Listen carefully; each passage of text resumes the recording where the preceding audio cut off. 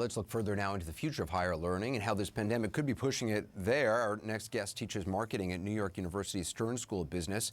He recently told New York Magazine that a reckoning is coming for colleges and universities in just a matter of weeks. He's Professor Scott Galloway. He joins us now. Professor Galloway, what do you think the future of higher education is? When you talk about this reckoning, what do you mean? Well, we have raised tuition rates 1,400% in the last 40 years.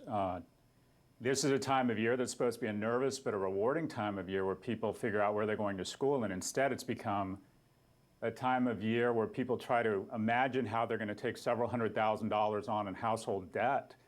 So I think that we have raised, when I say we, I mean the academic community, we've raised prices faster than healthcare. And at the same time, the underlying innovation, if you walked into a class today, it wouldn't look, smell, or feel much different than it did 40 years ago. So I think we've kind of stuck out the mother of all chins, and the fist of COVID-19 is coming for us. I think this involves huge disruption, and I think it starts this fall. So you think this reckoning was coming anyway, Professor? I mean, the pandemic just sort of pushed it over the edge?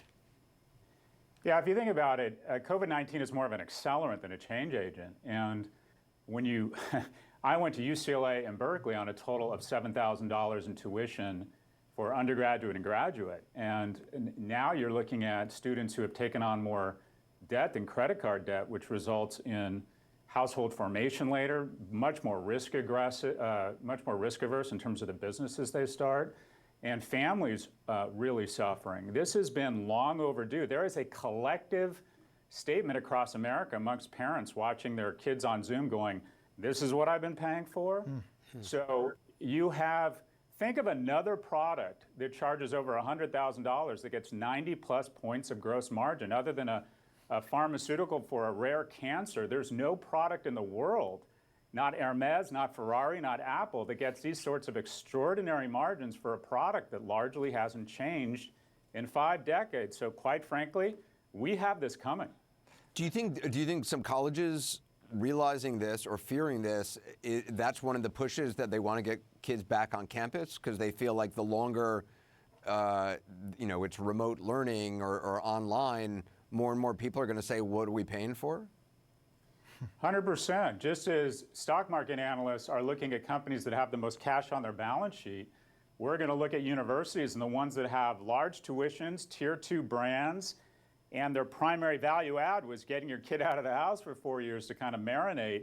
When that experience goes away, you're going to see demand destruction like you've never seen. You're going to see the top tier schools go into their waiting list. They'll be fine. They'll clear the waiting list. There's never been a better time to be on a waiting list of a tier 1 school, which will force the tier 2 schools to go much deeper into their waiting lists.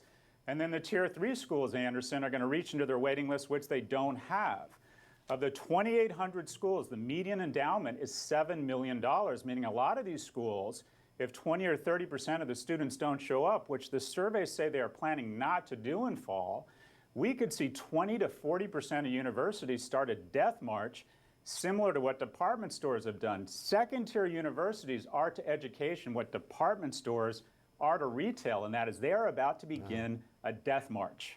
Oh, this is provocative stuff. And one of the things, Professor Galloway, you've also wrote about, you said that you think big universities are going to partner with big tech companies, I guess like Google or Apple, whoever, to help them expand, not because they have to necessarily, because they think that there's an opportunity, I guess, these tech companies do. Is that right?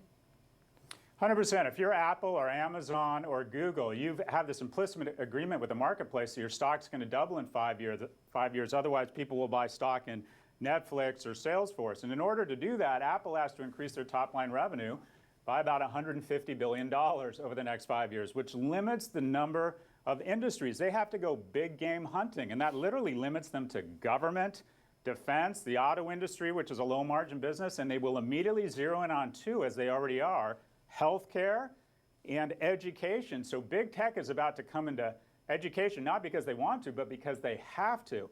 And the benefit to universities will be that if you're able to use small and big tech to effectively take 50% of your classes offline, that is effectively doubling the size of your campus. So you're going to see a lot of universities leverage their brand, leverage their great leadership, such as Reverend Jenkins, and use technology to effectively double the capacity of their schools, which will let them lower their prices, increase their gross margin dollars, and this will have a hugely disruptive impact, again, on the culling of the herd, the culling of the Tier 3 universities. So back to the cost of college. I mean, do you think colleges then are going to lower their costs? And if you do, what do you see as the trigger to them doing that? Just suddenly they all have to start doing that? Well, it depends on who we're talking about. So let's look at the Ivies, which are more spectacle than historic. Only 64,000 students enrolled undergraduate at all 8 Ivy League colleges, 0.5% of the 11 million kids at colleges across America. They're luxury brands. They're Hermes. Their benefit comes from artificial scarcity. They brag that they turn away 90% of their applicants, which in my view is tantamount to the head of a housing shelter bragging that he or she turned away 90% of applicants last night. They are no longer in the business of public service.